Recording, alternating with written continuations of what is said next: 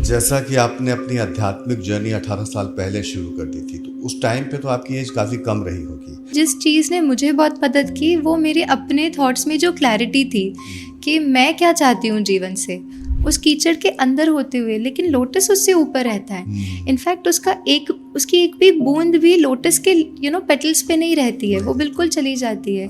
अब consciousness beyond यही है कि सिचुएशंस में रहते हुए लेकिन हम इतनी ऊंची स्थिति बनाकर रहे, इतनी ऊंची अवेयरनेस में जिए कि बातें होते हुए लेकिन वो हमारी कॉन्शियसनेस को इफ़ेक्ट ना करें। प्रेजेंट में हमसे एनर्जीज जा रही हैं, यदि वो पावरफुल हैं, वो पीसफुल हैं, वो प्योर हैं, वो निस्वार्थ हैं, तो कहीं ना कहीं वो कंट्रीब्यूट कर रही हैं, वो राइट एनर्जीज कंट्रीब्यूट कर रही हैं कि आगे हमारी जो सिचुएशंस क्रिएट होंगी वो सही हों।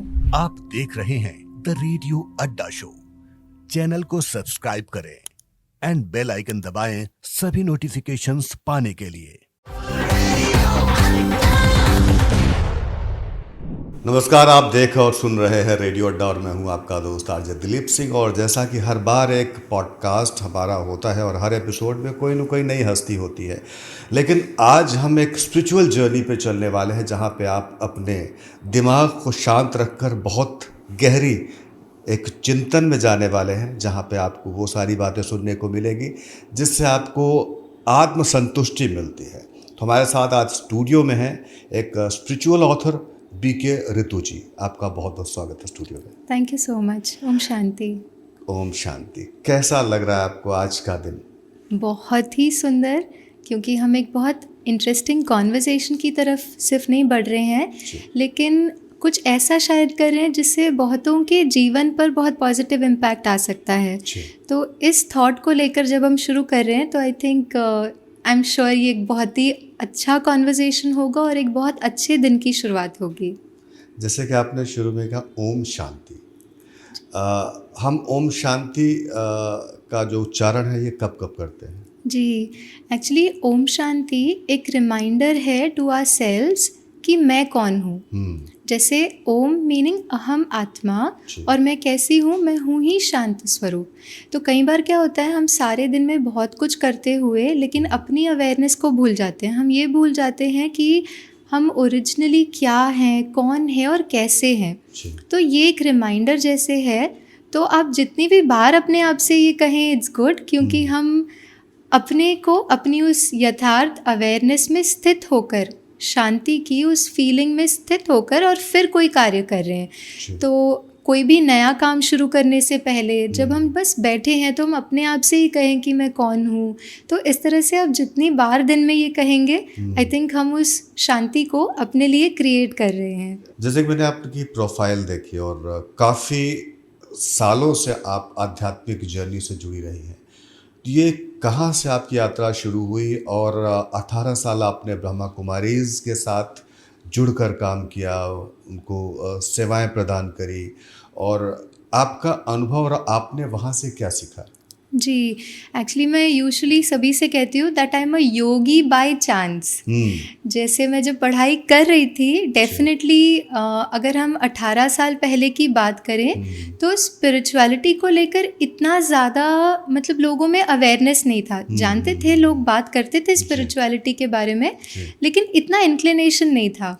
और मेरा भी कुछ ऐसे ही था, टीनेज या यूथ में कोई ऐसी इंक्लिनेशन नहीं था कि हाँ स्पिरिचुअलिटी से जुड़ना है या धर्म से जुड़ना है, ऐसा कोई इंक्लिनेशन नहीं था। बट कहीं ना कहीं जैसे अंदर में ना एक था कि सेवा ज़रूर करनी थी मुझे। तो जैसे कोई ऑर्फनेज हो गया या फिर ओल्ड एज होम हो गया, तो वहाँ पे जाके सेवाएं देने का बहुत मुझे रहता था। तो उस तरीके से ना सेवा करने का जो भाव था उसने मुझे कहीं ना कहीं फिर आध्यात्म से जोड़ा, क्योंकि मैं समझती हूँ कि जहाँ हम देने की बात करते हैं हम निस्वार्थ भाव से तभी दे पाते हैं जब हमारे अंदर भरपूरता हो।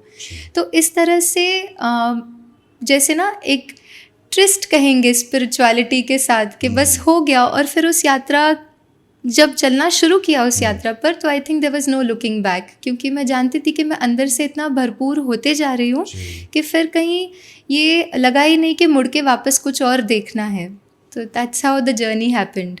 जैसा कि आपने अपनी आध्यात्मिक जर्नी 18 साल पहले शुरू कर दी थी, तो उस टाइम पे तो आपकी एज काफ़ी कम रही होगी।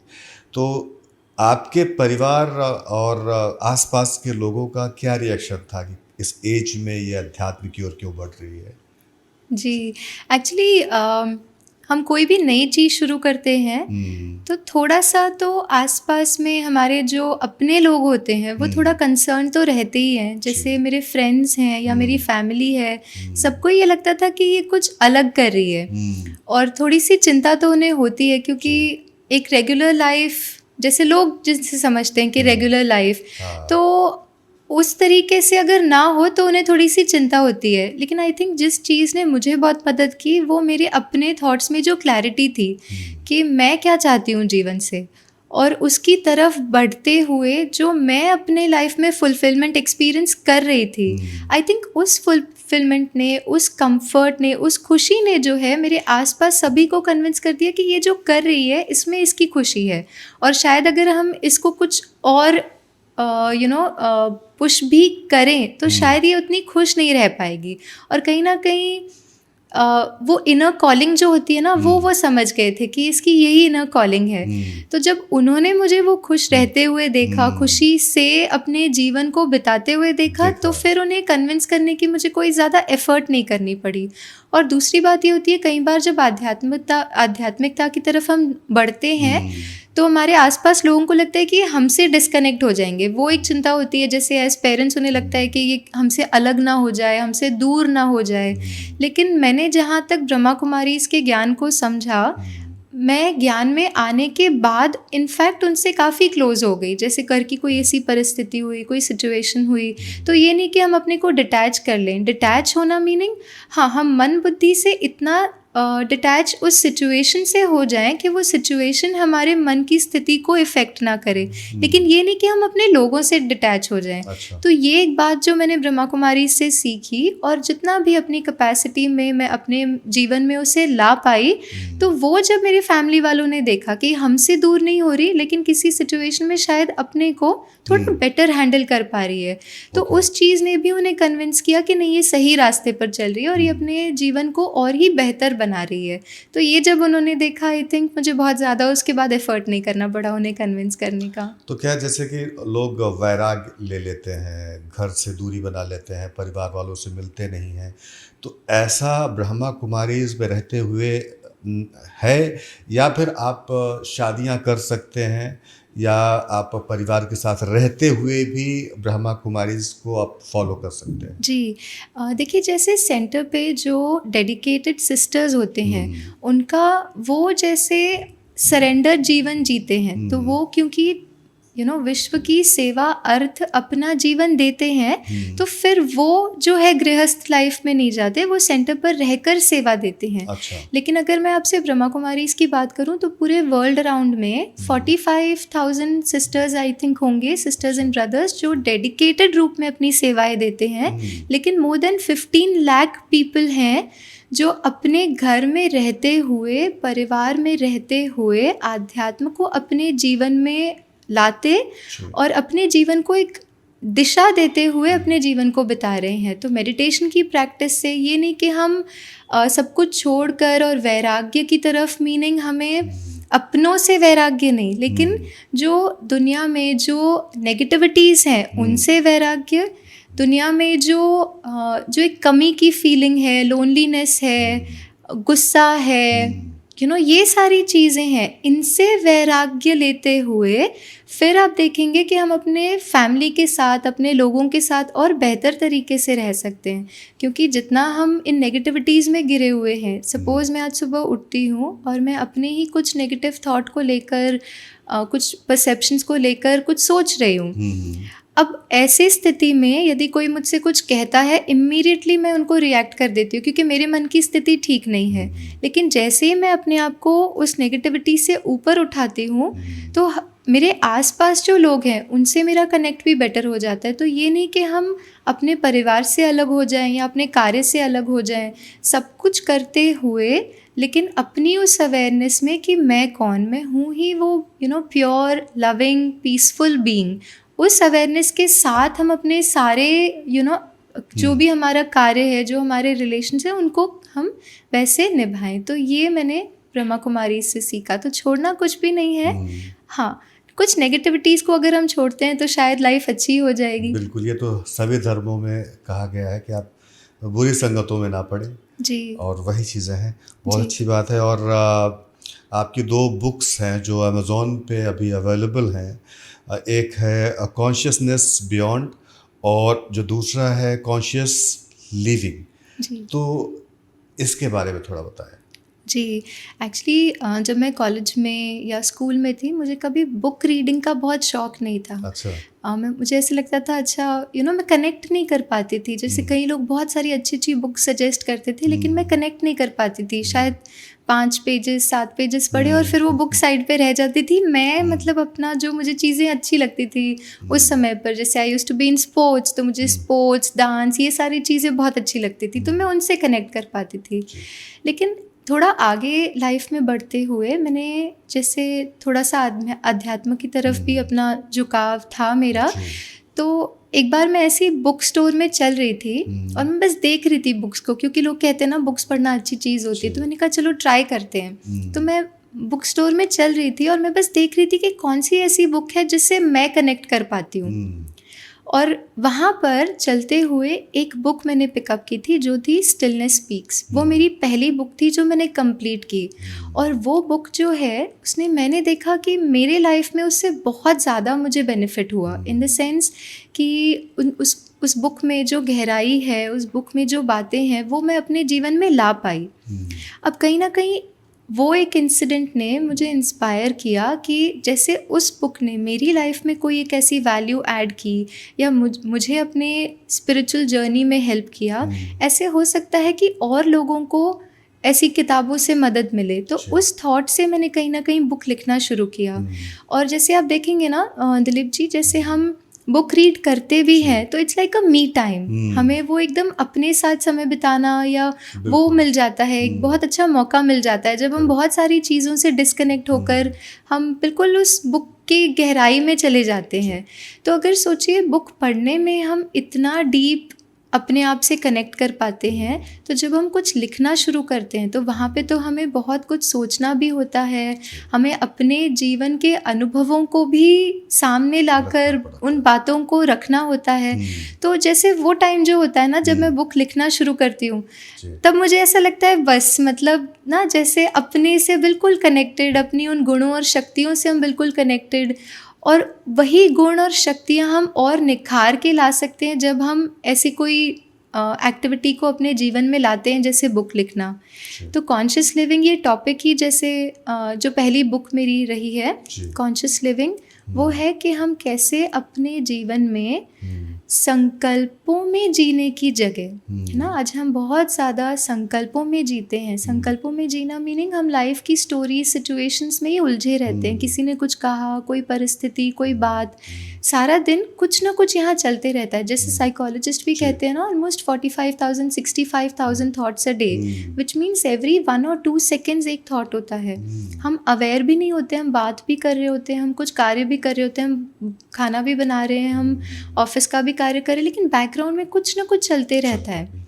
So conscious living basically is aware living.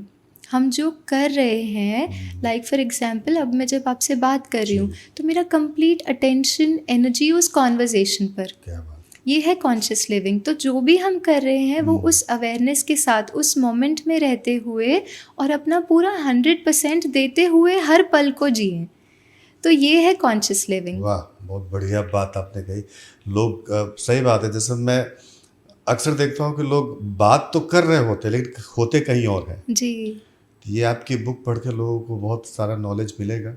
और दूसरी बुक जो है कॉन्शियसनेस बियॉन्ड, जी इसमें क्या है? जी, ये जो है इस सीरीज़ की नेक्स्ट बुक, एक नेक्स्ट लेवल आप जिसे कहेंगे। एक तो है हम अवेयरनेस में अभी इस मोमेंट में एक राइट अवेयरनेस के साथ अपने जीवन को जिए, और सेकंड है हम उससे भी एक ऊंची स्थिति बनाए जहाँ पे यहाँ की कॉन्शियसनेस से एक बहुत ऊपर बियॉन्ड वाली कॉन्शियसनेस। कई बार आप देखेंगे जैसे कोई सिचुएशन है, कोई बात ऐसी हो जाती है लाइफ में तो हम बहुत ही ज़्यादा इंटेंगल हो जाते हैं। लेकिन अगर आप लोटस को देखेंगे तो लोटस जो है वो कीचड़ में रहते हुए उसका सारा जो स्टेम, उसके पत्ते, सब कुछ उस कीचड़ के अंदर होते हुए, लेकिन लोटस उससे ऊपर रहता है। इनफैक्ट उसकी एक भी बूंद भी लोटस के पेटल्स पे नहीं रहती है, वो बिल्कुल चली जाती है।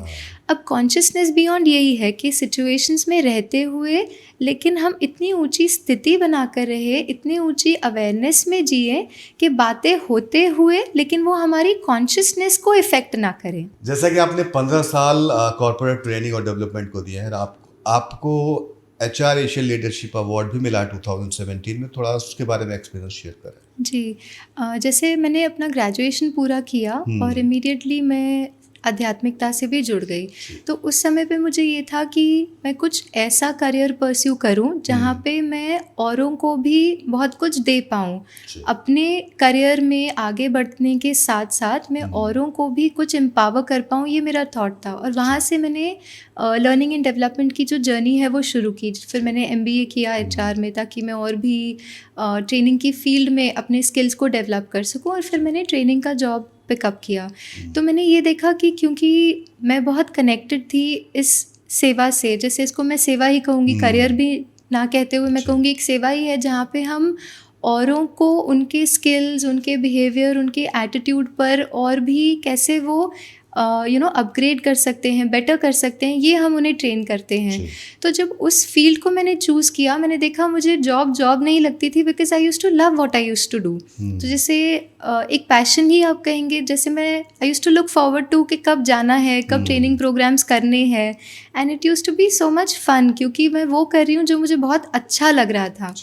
तो कहीं ना कहीं जब हम वो चीज़ें करते हैं जो हमारे कोर पर्पस से जुड़ी होती हैं ना, तो ऑटोमेटिकली हम उसमें अपना 100% दे पाते हैं। तो जो भी थोड़ी सफलता मैंने अपने करियर में देखी, जो पाई, वो मुझे लगता है उसका आधार यही था कि मैं अपनी कॉलिंग को समझ पाई कि मैं क्या चाहती हूँ, और मैं अपने करियर को उसी कॉलिंग से जोड़ पाई। तो वो जर्नी जो है, कई बार ऐसे होता है कॉर्पोरेट्स में हमें टारगेट्स भी बहुत हाई होते हैं, कई बार वर्क भी बहुत ज़्यादा, वर्कलोड भी होता है, ट्रैवल भी बहुत होता है, लेकिन वो सब करते हुए हम तब सस्टेन कर पाते हैं उस जर्नी को।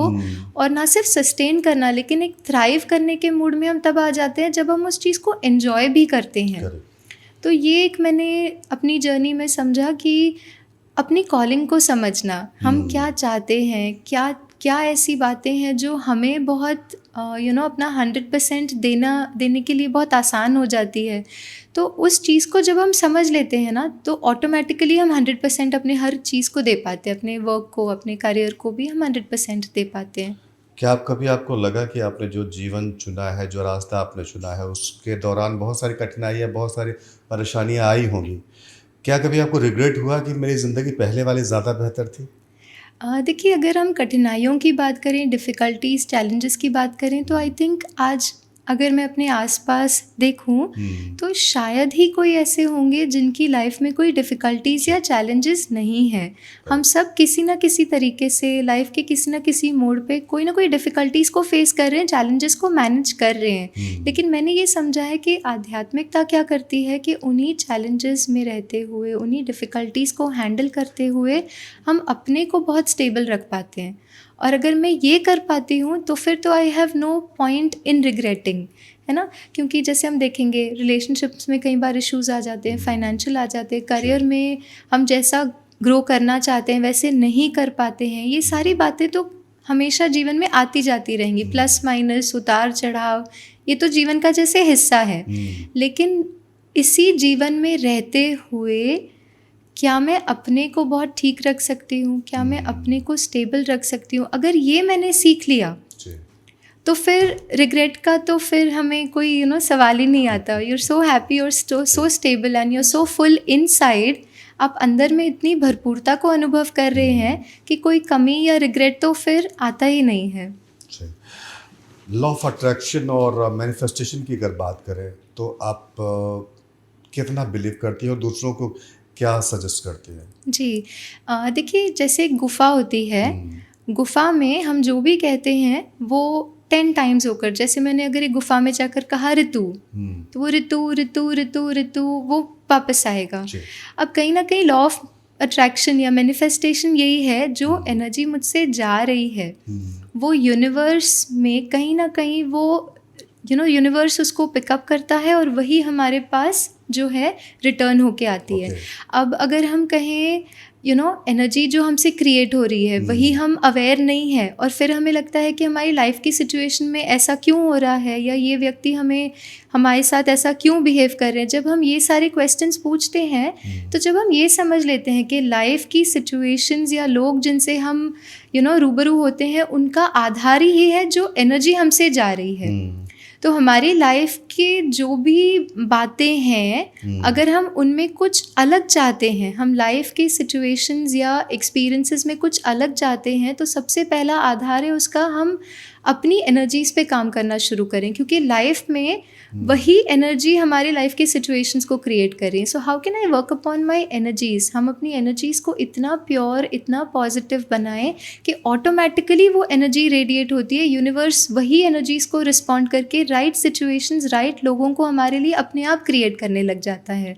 तो मैनिफेस्टेशन इज़ बेसिकली हमसे जो एनर्जी जा रही है वही एनर्जी हम अपनी लाइफ में क्रिएट कर रहे हैं, तो ये हम मैनिफेस्ट करें। तो एक तरीका है कि हम एक एक सिचुएशन या एक एक एस्पेक्ट को मैनिफेस्ट करें। जैसे हम जो जीवन में चाहते हैं हमने उसको मैनिफेस्ट किया, हमने उसे विजुअलाइज किया, हमने उसे क्रिएट किया, मेंटल इमेजरी बनाई और वैसा हमें लाइफ में हमने कॉन्शियसली क्रिएट किया। एक है हम अपने जीवन को ही एक राइट तरीके से जीना शुरू करें, एक राइट एनर्जी कॉन्स्टेंटली रेडिएट करें, फिर हमें एक एक एस्पेक्ट पर काम करने की ज़रूरत नहीं है। लाइफ ऑटोमेटिकली हमारे लिए वो सिचुएशंस, वो लोग हमारे जीवन में लाएंगे जो हमारे लिए सही है। कई बार हम कॉन्शियसली जब किसी चीज़ को चूज़ करते हैं, अच्छा मुझे ये चाहिए, फॉर एग्जांपल हमने चूज़ किया कि हमें ये घर लेना है, अब मैं उसे मैनिफेस्ट करना शुरू करती हूँ, मैंने उसकी मेंटल इमेजरी बनाई। एक्चुअली मेंटल इमेजरी भी क्या होती है, जो थॉट हम क्रिएट करते हैं वो इमेजरी हमने बनाई और वो थॉट एनर्जी जो है वो भी एक तरीके से उस चीज़ को हमारे लिए अट्रैक्ट करती है। तो हो सकता है जो चॉइस मैंने अपने जीवन में की है कि मुझे ये चाहिए है, वो हो सकता है मेरे लिए ना भी अच्छा हो, ये भी तो हो सकता है ना, क्योंकि हमने कोई चीज़ मैनिफेस्ट कर ली लेकिन उसका लॉन्ग टर्म इम्पैक्ट हम नहीं जानते हैं। लेकिन जब हम राइट एनर्जी से ऑपरेट करते हैं तो ऑटोमेटिकली हमारे लिए वही मैनिफेस्ट होता है जो हमारे लिए सही होगा। यूनिवर्स हमारे लिए वही क्रिएट करेगा जो हमारे लिए राइट है। तो कहीं ना कहीं मैनिफेस्टेशन की अगर मैं बात करूं, definitely I believe in manifestation, but कहीं ना कहीं I would add another term to manifestation, वो है सरेंडर्ड मैनिफेस्टेशन। ये नहीं कि मैं यही चाहती हूँ या ऐसे ही चाहती हूँ, लेकिन surrendered manifestation meaning right thought processes, right energy, और उससे जो मेरे जीवन में आ रहा है वो राइट मैनिफेस्ट करना, ये है surrendered manifestation. You give in to the universe and से आप जो चाहें, चाहे हम उसे यूनिवर्स कहें, चाहे उसे हम सुप्रीम कहें या कोई वो शक्ति कहें, जो भी हम उस हायर पावर को जैसे भी हम मानते हैं, हम बस उसे सरेंडर कर दें और ये कहें कि जो आपको मेरे लिए सही लगता है वो मेरे लिए क्रिएट हो, और हम उस फ्रीक्वेंसी से वाइब्रेट करें। जैसे ही हमने उस फ्रीक्वेंसी से वाइब्रेट करना शुरू किया, आप देखेंगे नेचुरली हमारे जीवन के जो रास्ते हैं वो सहज होना और सही होना शुरू हो जाते हैं।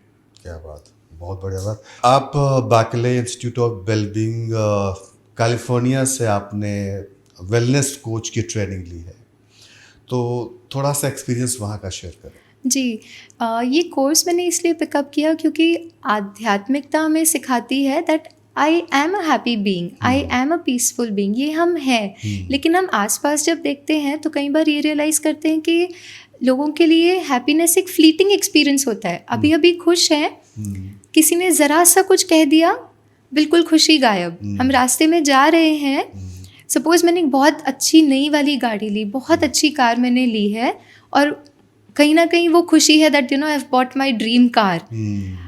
अब उस रास्ते में चलते हुए अगर गाड़ी को किसी ने थोड़ा सा डैश कर दिया, थोड़ा सा उस पर डेंट आ गया, तो होता ये है कि गाड़ी को नहीं डेंट आता है, हमारे पर ही डेंट आ जाता है, और हमारी सारी खुशी जो हमने सोचा था उस गाड़ी से हमें मिलने वाली है वो गायब हो जाती है, राइट। तो खुशी को भी समझना बहुत ज़रूरी है कि खुशी जो है वो बाह्य चीज़ों से जब हम सीख करते हैं तो वो स्थायी खुशी नहीं मिल सकती, है ना। तो स्थायी खुशी को हम अपने जीवन में कैसे बनाएं, तो वो हम तब कर पाएंगे जब हम खुशी का जो सोर्स है उससे कनेक्ट हो। जो मैं हूँ, I am a happy being, जब हम इस स्टेट ऑफ अवेयरनेस से ऑपरेट करते हैं तो बाह्य सिचुएशन कैसी भी हो, चाहे मेरे अनुसार हो या ना हो, लेकिन आई एम ओके। क्यों? Because I am seeking happiness where it exist. तो इस थॉट से कहीं ना कहीं मैंने हैप्पीनेस में और भी स्टडी करना शुरू किया। बिकॉज हम देखते हैं ना, हम किसी से पूछें कि आप लाइफ में क्या चाहते हैं, यूजुअली हम बहुत कुछ कर भी रहे हैं, हम करियर में सक्सेस चाहते हैं, हम फाइनेंशियली बहुत ग्रो करना चाहते हैं, हम बहुत कुछ करना चाहते हैं, तो वो करके भी उन्हें क्या मिलता है? तो लोग कहेंगे खुशी। तो हम कहीं ना कहीं सीख कर रहे हैं खुशी, लेकिन जितना जितना हम सीख कर रहे हैं खुशी, हम चाहते हैं खुशी, हम देखते हैं लोगों के जीवन में खुशी और ही धीरे धीरे धीरे शायद कम होती जा रही है। तो सही तरीका क्या है खुशी को अपने जीवन में सदा बनाए रखना? इसके लिए कहीं ना कहीं थोड़ा सा रिसर्च भी हमने किया। जैसे ये कोर्स करते हुए ये प्रोग्राम जब परस्यू किया, तो बहुत सारी ऐसी रिसर्चेस भी हमने देखी जहाँ पर खुशी का जो आधार है वो क्या है, जिससे हमें स्थायी खुशी बनाए रख सकें। तो आध्यात्मिकता और साइंस को जब हम मिलाते हैं तो वो एक अलग ही कॉम्बिनेशन हो जाता है। And I think that's where this course help me कि मैं कैसे लोगों को और उनकी जर्नी में और खुशी और सुकून को अनुभव करने का जो तरीका है वो हम कैसे डेवलप कर सकें। उस थॉट से कहीं ना कहीं वो प्रोग्राम मैंने शुरू किया। And I think it is very helpful in that sense. आपकी जो आध्यात्मिक जर्नी रही है वो शुरू कैसे हुई, स्टार्ट कैसे हुआ, कौन मिला आपको सबसे शुरू में कि जिसने आपको मोटिवेट किया और इंस्पायर किया है और आप इस जर्नी पे आगे बढ़ी? जी, एक्चुअली जैसे मैंने कहा ना कि मुझे सेवा का हमेशा ही बहुत अंदर से एक था कि लोगों की सेवा करना, कुछ भी ऐसा करना जिससे हम औरों को कुछ दे पाएँ। बस यही एक क्वालिटी थी जिसमें जो बहुत स्ट्रॉन्ग मुझ में थी। और फिर जब मैं कॉलेज में पढ़ाई करती थी, हमारे कुछ प्रोफेसर्स भी थे जो ब्रह्मा कुमारी से जुड़े हुए थे। तो उनको मैंने देखा कि वो जब भी किसी से मिलते थे तो वो कुछ ना कुछ उन्हें अच्छा ही देते थे। जैसे कोई अपसेट है, स्टूडेंट की एग्ज़ाम अच्छी नहीं गई, कुछ ठीक नहीं हुआ, तो हम जाके उनसे बात करते थे। क्योंकि जब उनसे बात करते थे तो हमें लगता था कि हाँ ठीक है, हमारे क्वेश्चंस का आंसर मिल गया, हम अंदर से ठीक फील कर रहे हैं, अच्छा फील कर रहे हैं, हम एक स्टेबिलिटी महसूस कर रहे हैं। तो ये जब मैंने देखा तो मुझे लगा हाँ कुछ ऐसा है जो हम औरों के लिए कर सकते हैं। और यहाँ से मेरी स्पिरिचुअल एक सीकिंग जो जर्नी है, स्पिरिचुअलिटी को सीख करने की जो एक जर्नी है वो शुरू हुई कि कैसे हम स्थूल चीज़ें दें, है ना, हम बहुत कुछ देते हैं, हम डोनेशंस भी करें, सब कुछ करें, वो करते हुए क्या ऐसा है जो हम दें जिससे लोगों को अपने जीवन में उस खुशी को और उस शांति को अनुभव करने में मदद मिले, वो स्टेबिलिटी अनुभव करने में मदद मिले। तो कहीं ना कहीं वो जर्नी वहाँ से शुरू हुई। लेकिन ये करने के लिए एक बात जो मैंने ज़रूरी समझी कि हम देना चाहते हैं, हम औरों को वो कंफर्ट, वो स्टेबिलिटी देना चाहते हैं, लेकिन देने के लिए बहुत ज़रूरी है कि हम में क्या है। फॉर एग्जाम्पल, अभी अगर मैं यहाँ से नीचे उतरती हूँ, इस अपार्टमेंट से नीचे गई, थोड़ा सा और आगे गई, एक छोटी बच्ची मुझसे मिलती, कहती है दीदी 2 रुपया दे दो। What would I do? मैंने अपने पर्स में देखा, अच्छा मेरे पास 5 है, मुझे फॉर एग्जाम्पल 3 की ज़रूरत है, मैंने उन्हें 2 दे दिया। लेकिन वो 2 कब दे पाई? जब 5 थे। अगर 5 नहीं है तो मैं 2 कभी नहीं दे पाऊंगी। तो स्पिरिचुअलिटी हमें यही सिखाता है कि हम अपने को इतना भरपूर करें, इतना अपने में संपन्न रहें कि फिर हम औरों को दे पाएँ। अगर मैं ही अंदर से खाली हूँ, मैं ठीक नहीं हूँ, मैं खुश नहीं हूँ, तो ना चाहते हुए भी हम आसपास के लोगों को वही दे देते हैं। फॉर एग्जांपल, अगर मैं अपने फैमिली को बहुत खुशी देना, आज हम बहुत कुछ करें ताकि हम अपने फैमिली को बहुत कुछ दे पाएँ, लेकिन वो करते हुए क्या हम उन्हें खुशी की जगह कभी और कुछ दे देते हैं? जैसे कभी कुछ ऐसा कह दिया या हम उन्हें समय नहीं दे पाए या वो एनर्जी, अटेंशन नहीं दे पाए, तो खुशी का कुछ ऑपोजिट ही हमने उन्हें दे दिया। तो क्योंकि अंदर जो है वो ऑटोमेटिकली उन्हें मिलेगा, वो देने की हमें मेहनत नहीं करनी पड़ती। तो कहीं ना कहीं वो स्पिरिचुअल सीकिंग जब शुरू हुई कि हाँ ये मैं देना चाहती हूँ, तो ये भी समझ में आया कि पहले मुझे अपने आपको उन गुणों और शक्तियों से भरना है जो फिर औरों को ऑटोमेटिकली मिलेगा। तो यहाँ से फिर वो स्पिरिचुअल जर्नी शुरू हुई, जहाँ पे क्या मैंने अपने आप को भी भरने का पूरा प्रयास किया जी। और फिर सेवा तो जैसे एक नेचुरल आउटकम था उस देने का। अच्छा, ये स्पिरिचुअल ग्रोथ क्या है और क्या ये हमारी ज़िंदगी में किस तरह से बदलाव ला सकता है? जी, जैसे हम अगर करियर ग्रोथ, फाइनेंशियल ग्रोथ की बात करते हैं तो हम देखते हैं कि हमारा बैंक अकाउंट है। बैंक अकाउंट में जब क्रेडिट हो रहा है तो बैंक अकाउंट हमारा बढ़ रहा है। डेबिट हो रहा है तो कहीं ना कहीं थोड़ा सा घट रहा है। तो एक ये होता है कि अच्छा पैसे जा रहे हैं, राइट। उसी तरह से हम सैलरी जो जॉब करते हैं हम देखते हैं कि अच्छा मंथ के बिगनिंग में सैलरी क्रेडिट हो जाती है। तो सैलरी क्रेडिट होती है, हमें एक SMS आ जाता है, your account has been credited with so and so amount. हमने मैसेज देखा, हमें लगता है वाह ओके, अब अब जो खर्चा है, जो एक्सपेंसेस हैं हम कर पाएंगे। सो वो क्रेडिट हो रहा है बैंक अकाउंट में, ग्रोथ हो रही है। मंथ के एंड में हम एक बहुत क्रिटिकल सिचुएशन में आ जाते हैं जहाँ पे सारी सैलरी ख़त्म हो गई है, हमारे सारे एक्सपेंसेस, EMI ये सारा चला गया और अकाउंट में बहुत सारा डेबिट हो चुका है, शायद कुछ बचा नहीं है। फिर हम क्या करते हैं, हम कहीं ना कहीं वेट करते हैं कि अच्छा फिर से क्रेडिट हो, है ना, मंथ के बिगनिंग में फिर से सैलरी आ जाए। अब ये हो गया फिनेंशियल बैंक अकाउंट में ग्रोथ। उसी तरह से हम सबका एक स्पिरिचुअल अकाउंट भी है ना। स्पिरिचुअल अकाउंट में ग्रोथ मीनिंग जहाँ पे हमारे थॉट्स, वर्ड्स और एक्शंस पॉजिटिव है तो उस अकाउंट में क्रेडिट हो रहा है। जहाँ पर जैसे ही हमने कोई नेगेटिव थॉट, वर्ड या एक्शन किया तो कहीं ना कहीं उसमें डेबिट हो रहा है। तो आज अगर हम आसपास देखें, कई बार लोगों को अपसेट होने के लिए, दुखी होने के लिए बहुत ज़्यादा रीज़न नहीं चाहिए होता है। हम बैठे बैठे बिना किसी वजह से भी लो फील कर सकते हैं। अब ये कहीं ना कहीं इंडिकेशन है कि अकाउंट में, हमारे स्पिरिचुअल अकाउंट में बहुत डेबिट हो चुका है। तो स्पिरिचुअल ग्रोथ का मीनिंग यही है कि कितना हमारे यहाँ पर मुझ आत्मा में इन गुणों और शक्तियों का क्रेडिट है। वो क्रेडिट है meaning I am stable, I am comfortable, I am happy. ये है स्पिरिचुअल ग्रोथ। क्या बात, बहुत बढ़िया। अच्छा, ये जो आपकी जो स्पिरिचुअल जर्नी है और स्पिरिचुअल जो लाइफ है और प्रोफेशनल लाइफ, दोनों को आप कैसे बैलेंस करती हैं? जी, जैसे अगर हम एक व्हील देखेंगे ना, व्हील के अलग अलग स्पोक्स होते हैं और वो व्हील जो है वो सारा जो सेंटर पॉइंट है उससे वो इंटैक्ट होता है। जैसे वो सेंटर पॉइंट कहते हैं व्हील का, सबसे स्ट्रॉन्गेस्ट मेटल से बनाया जाता है क्योंकि वो सारे व्हील को कनेक्टेड रखता है।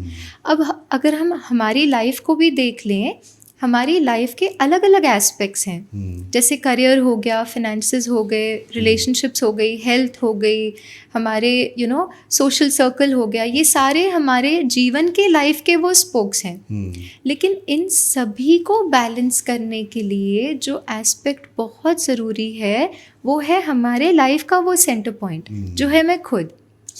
यदि मैं अपने इनर एनर्जीज़ को बैलेंस कर लेती हूँ, अगर वो ठीक है तो आप देखेंगे वो इनर एनर्जीज़ बैलेंस होने के कारण जो एनर्जी मुझसे रेडिएट हो रही है वो राइट है और वो एनर्जी उन सारे एस्पेक्ट्स को मिल रही है।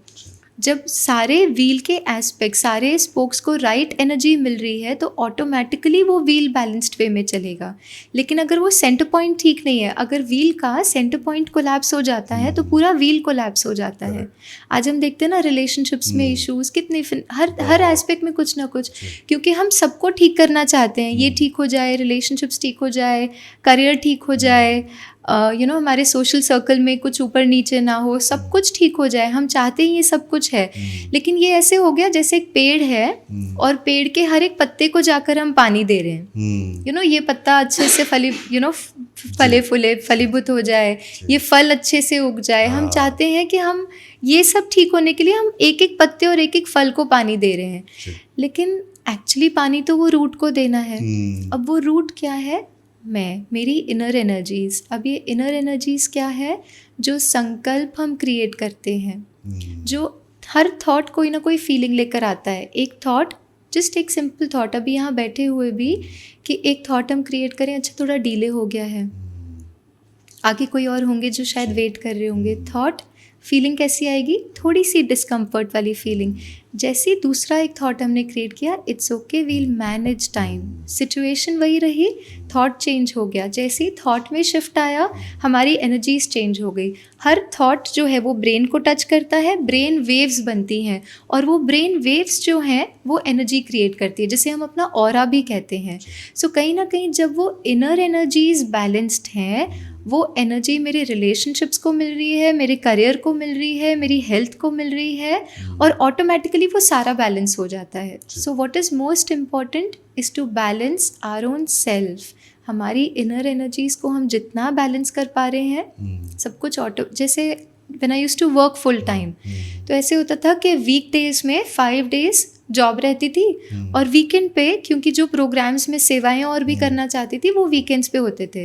तो ऐसा होता था कि मैं अपनी फैमिली को बहुत कम समय दे पाती थी। जॉब भी है, सेवा भी है, ट्रैवल भी करना है, सब कुछ होता था, तो बहुत कम समय दे पाती थी। लेकिन मैंने अपनी लाइफ में ये एक्सपीरियंस किया कि हो सकता है मैं 2 दिन अपने फैमिली के साथ नहीं स्पेंड कर पा रही हूँ, लेकिन अगर मैंने 2 घंटे वो अटेंशन के साथ, आज सपोज हम 2 दिन अपने फैमिली के साथ है, लेकिन मेरा अटेंशन सारा कहीं और है, मैं अपनी थॉट्स में उलझी हुई हूँ, फ़ोन में हूँ, मैं मतलब बहुत अपसेट हूँ या उस स्टेट में हूँ, तो अगर मैं उनके साथ हूँ तो भी वो कनेक्ट नहीं फील कर पाते, क्योंकि कहीं ना कहीं वो अटेंशन हम उन्हें नहीं दे पा रहे। लेकिन उसी की जगह मैंने देखा, मैंने उन्हें 2 घंटे दिए, लेकिन वो 2 घंटे हमने एक फुल एनर्जी, अटेंशन, वो पूरा उनके लिए था, 100% उन्हें दे पाई। तो कहीं ना कहीं वो 2 घंटे भी बहुत फुलफिलिंग हो सकते हैं इन अ रिलेशनशिप या जो भी हम कर रहे हैं उसके लिए।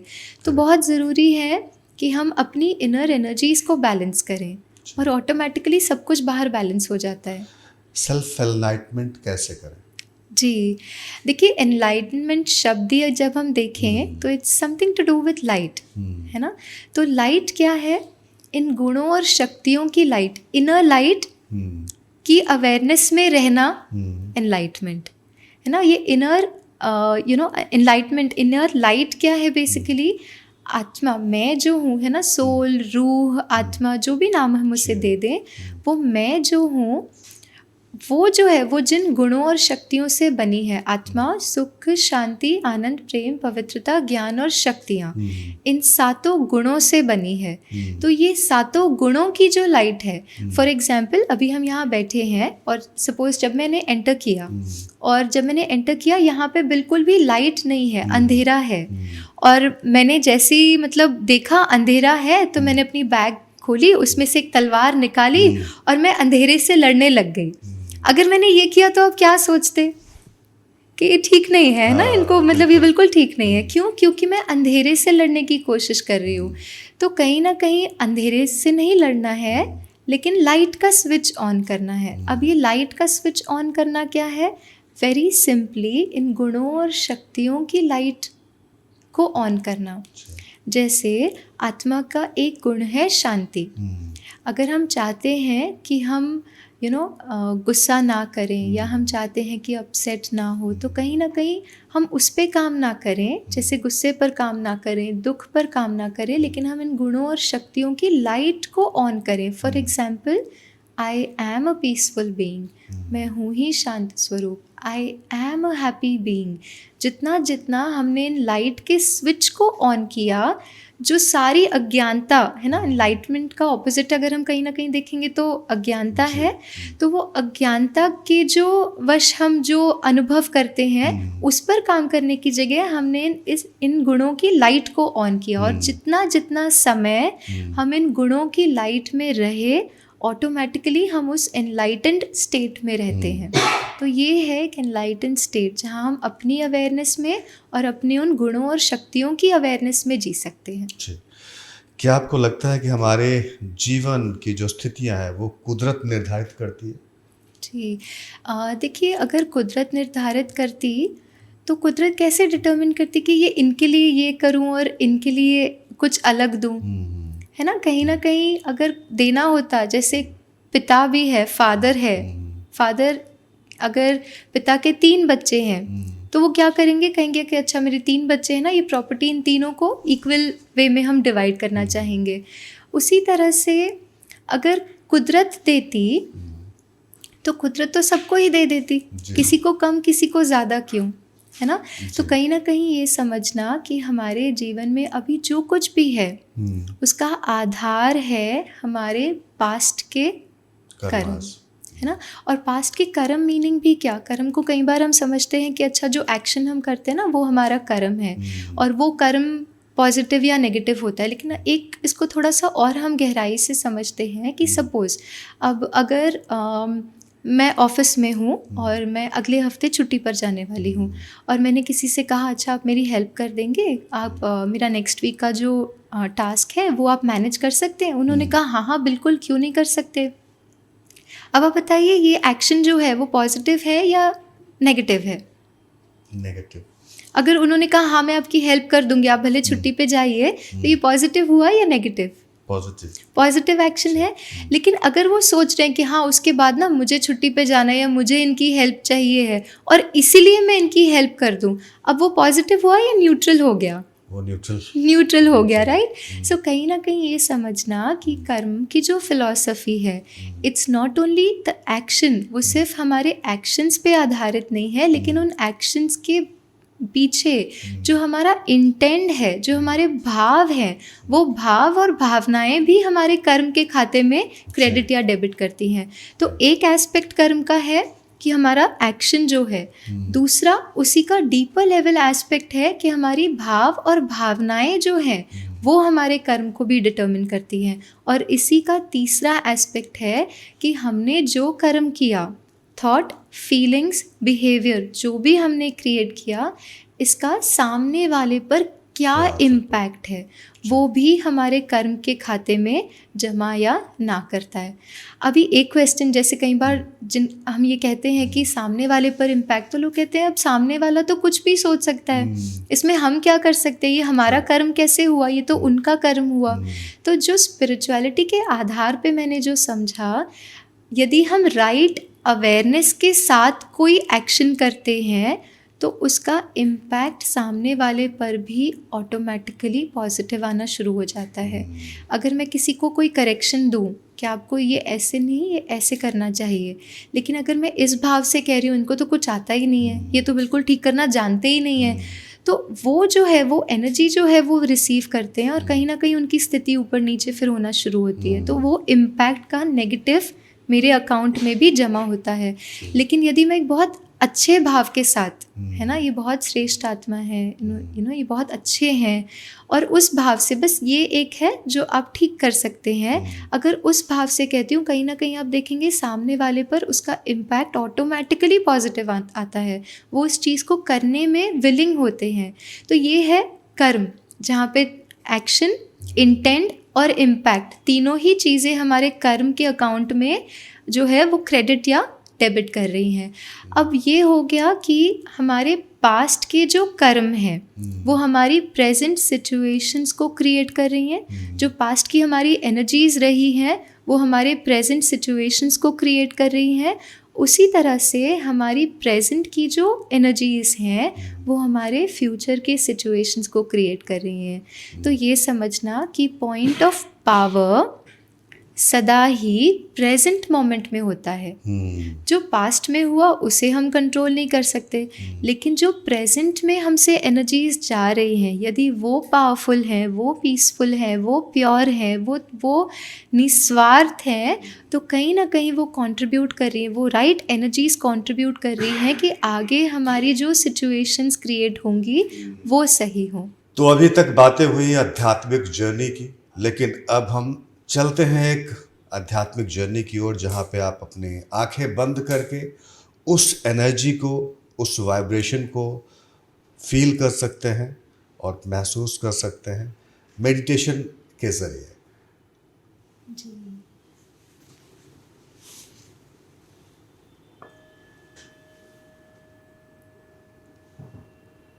थोड़ा सा समय आपके अपने लिए,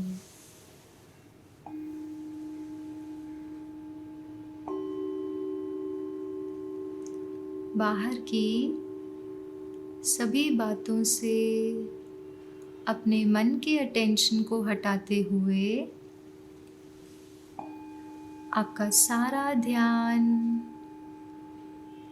आपकी अपनी ओर।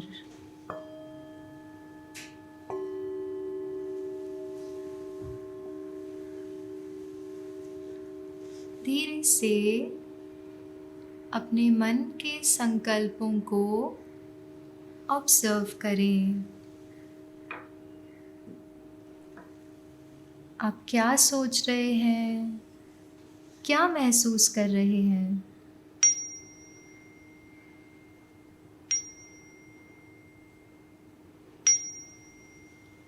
बस धीरे से उन संकल्पों को देखें, ऑब्जर्व करें।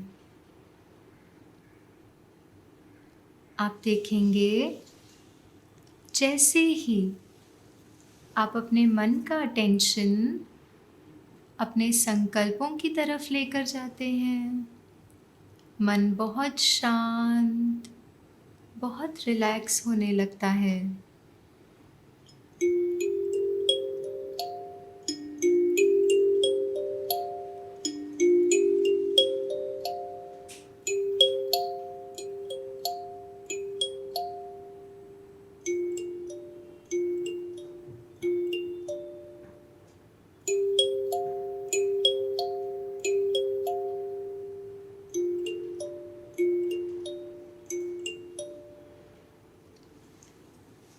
मन की उस स्थिरता, उस शांति को हम कुछ समय अनुभव करें।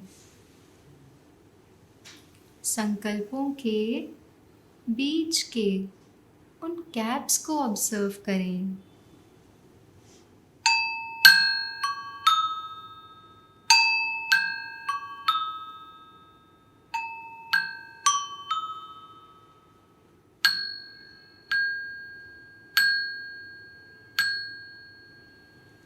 और धीरे से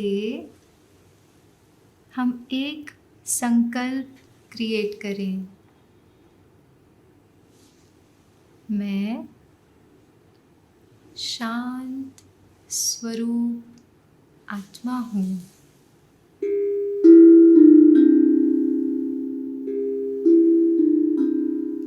I am a peaceful being। बहुत गहरी शांति को आप मन में अनुभव कर पा रहे हैं।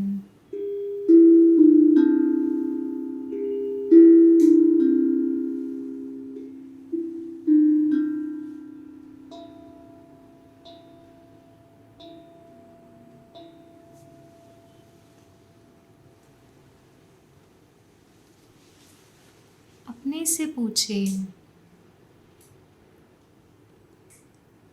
मैं कौन? कोई जवाब ना ढूंढें, बस एक अनुभव को क्रिएट करें कि ये शांत, सुकून से भरपूर यही तो मैं हूँ। उस शांति, सुकून को बस कुछ पल हम और अनुभव करें।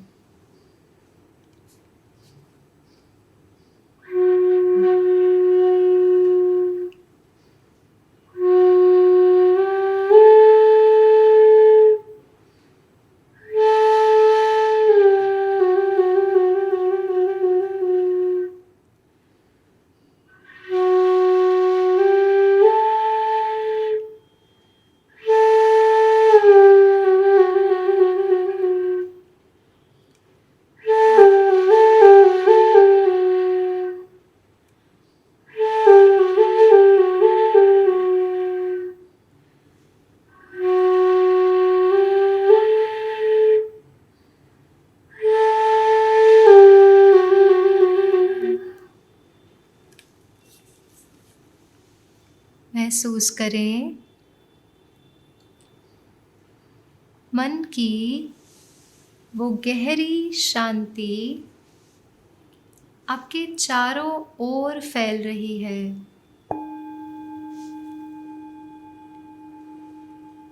आपका सारा बॉडी पीसफुल वाइब्रेशंस को महसूस कर पा रहा है।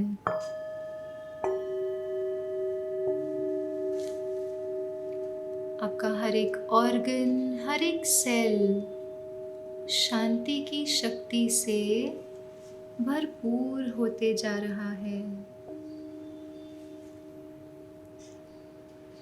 और फैलते हुए आपके आसपास, आपके एनवायरनमेंट में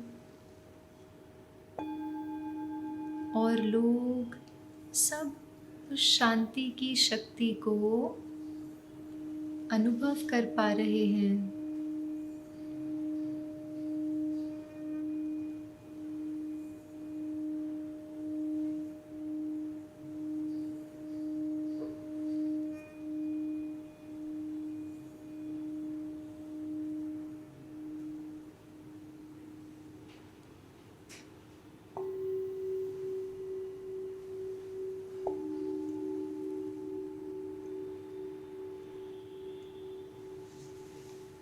इस स्थिति से मैं अपनी इनर एनर्जीज को, मेरे संकल्प, मेरी भावनाओं को बहुत सुंदर रीति से बैलेंस करते हुए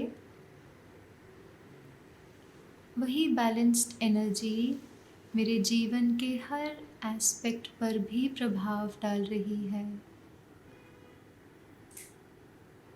तो आज इस अनुभव के आधार पे मैंने स्वयं के लिए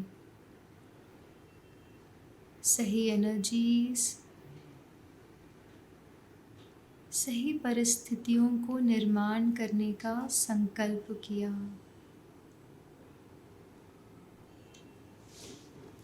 very very relaxed, very comfortable.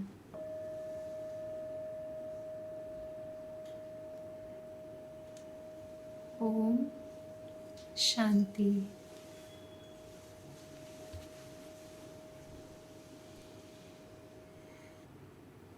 तो इस तरह से हम थोड़ा सा समय है ना अपने उस इनर वर्ल्ड को जो है उसे शांति, खुशी, शक्तियों से भरपूर करें और देखें जीवन में कैसे मैजिक हो जाता है ना। तो ये मेरा अनुभव रहा आध्यात्मिकता का, जिससे प्रोफेशनली और हर तरीके से मैंने देखा कि बहुत हेल्प मिलती है। और मैं उम्मीद करूँगी कि जो हमारे व्यूअर्स हैं, जो हमारे लिसनर्स हैं, उन्हें भी इन बातों से अपने जीवन में थोड़ी सी पॉजिटिविटी, थोड़ी सी खुशी ज़रूर अनुभव होगी।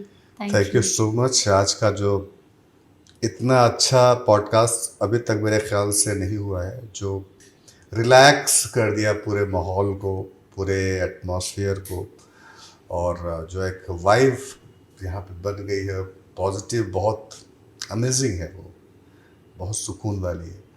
थैंक यू सो मच आपका हमारे रेडियो अड्डा पे आने के लिए, और थैंक यू सो मच। फिर हम एक नए सेशन में जल्दी मिलेंगे जी। और आपका बहुत बहुत शुक्रिया। Thank you so much. ओम शांति। ओम शांति।